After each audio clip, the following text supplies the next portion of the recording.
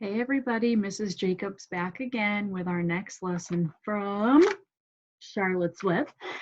So today's reading is for lesson 4, and these are chapters 7, 8, and 9. Chapters 7 and 8 are pretty short, 9 is just a little bit longer.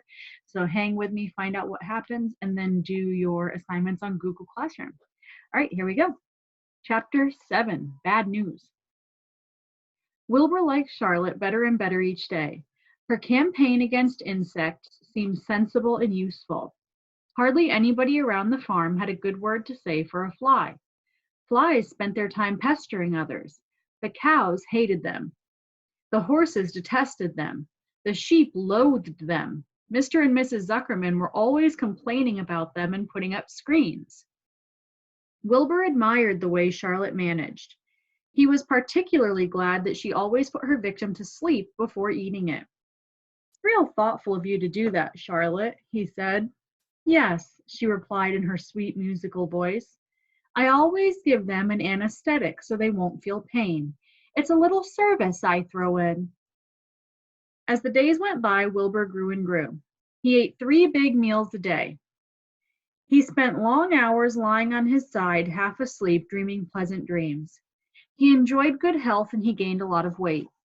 One afternoon, when Fern was sitting on her stool, the eldest sheep walked into the barn and stopped to pay a call on Wilbur. "Hello," she said. "Seems to me you're putting on weight." "Yes, I guess I am," replied Wilbur. "At my age, it's a good idea to keep gaining."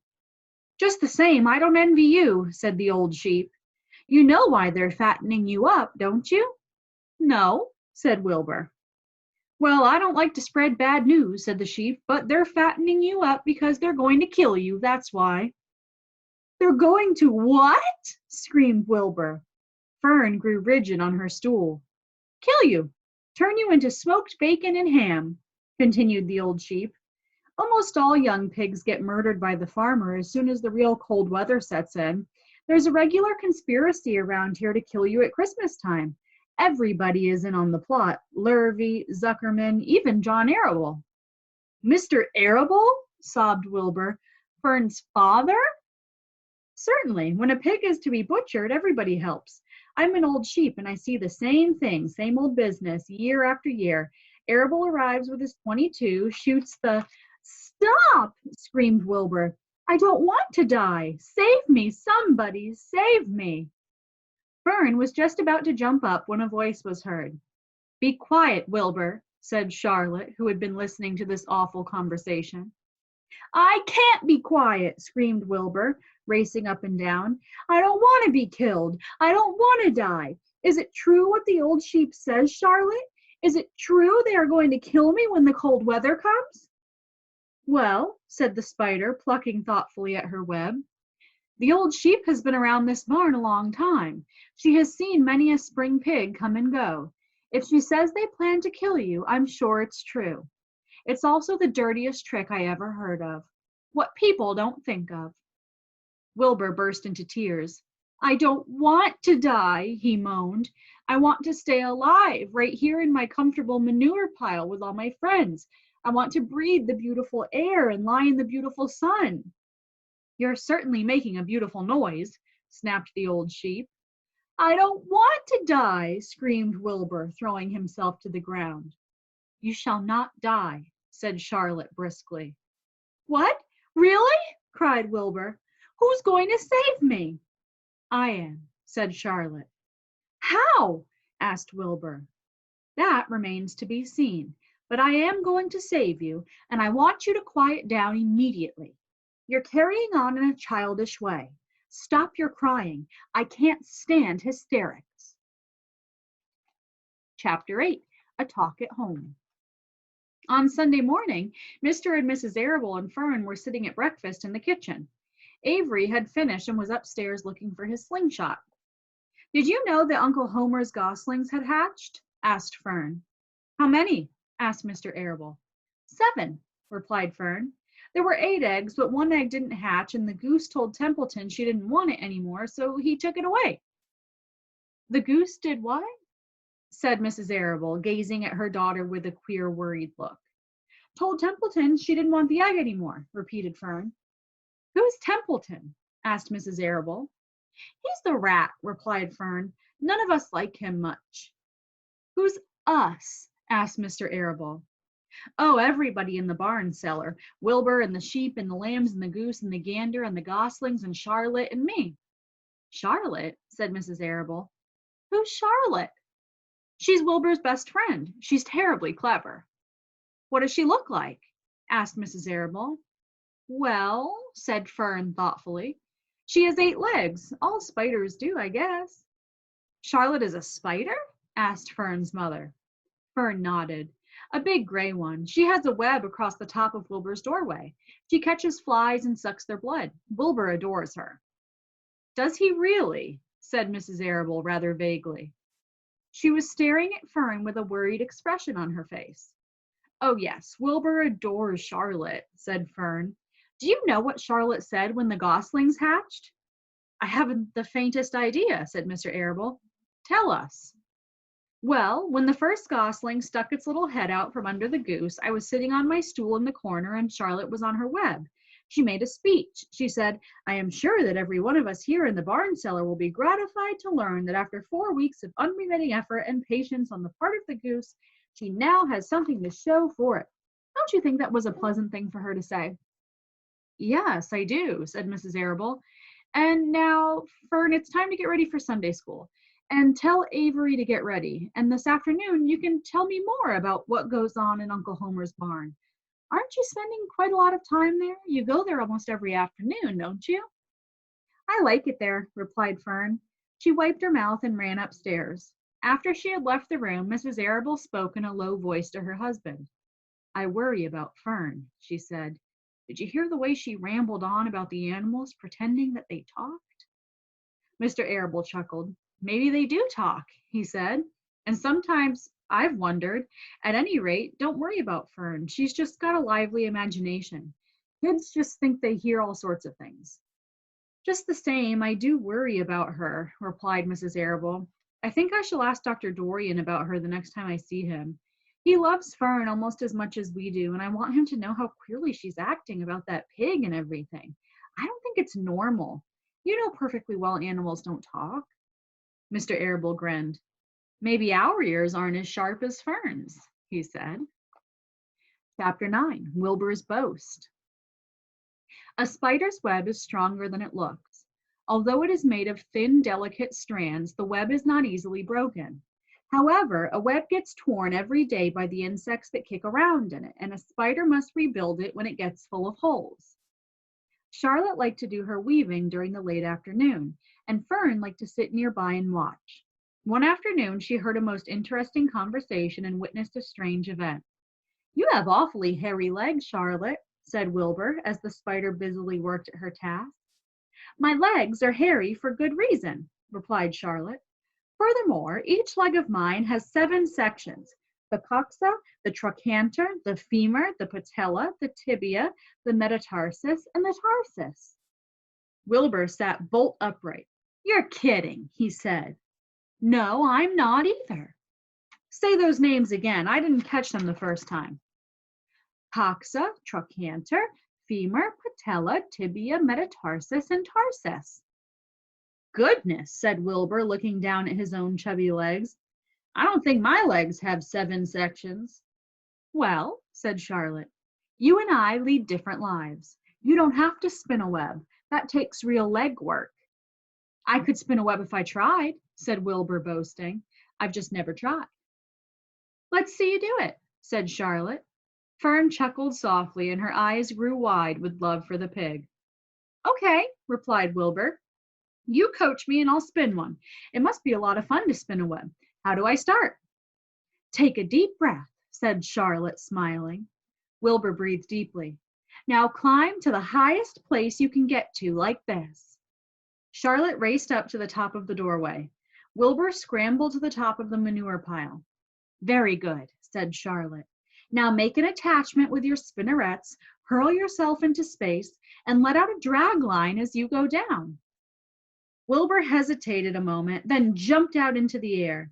He glanced hastily behind to see if a piece of rope was following him to check his fall, but nothing seemed to be happening in his rear, and the next thing he knew, he landed with a thump. Oof, he grunted. Charlotte laughed so hard her web began to sway. What did I do wrong? Asked the pig when he was recovered from his bump. Nothing, said Charlotte. It was a nice try. I think I'll try again, said Wilbur cheerfully. I believe what I need is a little piece of string to hold me. The pig walked out to his yard. You there, Templeton? He called. The rat poked his head out from under the trough. Got a little piece of string I could borrow? Asked Wilbur. I needed to spin a web. Yes, indeed, replied Templeton, who saved string. No trouble at all, anything to oblige. He crept down into his hole, pushed the goose egg out of the way, and returned with an old piece of dirty white string. Wilbur examined it. That's just the thing, he said. Tie one end to my tail, will you, Templeton? Wilbur crouched low with his thin, curly tail toward the rat. Templeton seized the string, passed it around the end of the pig's tail, and tied 2 half hitches. Charlotte watched in delight. Like Fern, she was truly fond of Wilbur, whose smelly pen and stale food attracted the flies that she needed, and she was proud to see that he was not a quitter and was willing to try again to spin a web. While the rat and the spider and the little girl watched, Wilbur climbed again to the top of the manure pile, full of energy and hope. Everybody watch, he cried, and summoning all his strength, he threw himself into the air head first. The string trailed behind him. But as he had neglected to fasten the other end to anything, it didn't really do any good, and Wilbur landed with a thud, crushed and hurt. Tears came to his eyes. Templeton grinned. Charlotte just sat quietly. After a bit, she spoke. You can't spin a web, Wilbur, and I advise you to put the idea out of your mind. You lack 2 things needed for spinning a web. What are they? Asked Wilbur sadly. You lack a set of spinnerets, and you lack knowledge. But cheer up, you don't need a web. Zuckerman supplies you with 3 big meals a day. Why should you worry about trapping food? Wilbur sighed. You're ever so much cleverer and brighter than I am, Charlotte. I guess I was just trying to show off. Serves me right. Templeton untied his string and took it back to his home. Charlotte returned to her weaving. You needn't feel too badly, Wilbur. Not many creatures can spin webs. Even men aren't as good at it as spiders, although they think they're pretty good and they'll try anything. Did you ever hear of the Queensboro Bridge? Wilbur shook his head. Is it a web? Sort of, replied Charlotte. But do you know how long it took men to build it? 8 whole years. My goodness, I could have starved to death waiting that long. I can make a web in a single evening. What do people catch in the Queensboro Bridge? Bugs? Asked Wilbur. No, said Charlotte. They don't catch anything. They just keep trotting back and forth across the bridge, thinking there is something better on the other side. If they'd hang head down at the top of the thing and wait quietly, maybe something good would come along. But no, with men it's rush, rush, rush every minute. I'm glad I'm a sedentary spider. What does sedentary mean? Asked Wilbur. Means I sit still a good part of the time and I don't go wandering all over creation. I know a good thing when I see it, and my web is a good thing. I stay put and wait for what comes. Gives me a chance to think. Well, I'm sort of sedentary myself, I guess, said the pig. I have to hang around here whether I want to or not. You know where I'd really like to be this evening? Where? In a forest, looking for beech nuts and truffles and delectable roots, pushing leaves aside with my wonderful strong nose, searching and sniffing along the ground, smelling, smelling, smelling. You smell just the way you are, remarked a lamb who had just walked in. I can smell you from here. You're the smelliest creature in the place. Wilbur hung his head. His eyes grew wet with tears. Charlotte noticed his embarrassment, and she spoke sharply to the lamb. Let Wilbur alone, she said. He has a perfect right to smell, considering his surroundings. You're no bundle of sweet peas yourself. Furthermore, you are interrupting a very pleasant conversation. What were we talking about, Wilbur, when we were so rudely interrupted? Oh, I don't remember, said Wilbur. It doesn't make any difference. Let's not talk anymore for a while, Charlotte. I'm getting sleepy. You go ahead and finish fixing your web, and I'll just lie here and watch you. It's a lovely evening. Wilbur stretched out on his side. Twilight settled over Zuckerman's barn in a feeling of peace. Fern knew it was almost supper time, but she couldn't bear to leave. Swallows passed on silent wings in and out of the doorways, bringing food to their young ones. From across the road, a bird sang, "Whippoorwill, whippoorwill." Lurvy sat down under an apple tree and lit his pipe. The animal sniffed the familiar smell of strong tobacco. Wilbur heard the trill of the tree toad and the occasional slamming of the kitchen door. All these sounds made him feel comfortable and happy, for he loved life and loved to be a part of the world on a summer evening. But as he lay there, he remembered what the old sheep had told him. The thought of death came to him, and he began to tremble with fear. "Charlotte," he said softly. "Yes, Wilbur." "I don't want to die." "Of course you don't," said Charlotte in a comforting voice. "I just love it here in the barn," said Wilbur. "I love everything about this place." "Of course you do," said Charlotte. "We all do." The goose appeared, followed by her 7 goslings.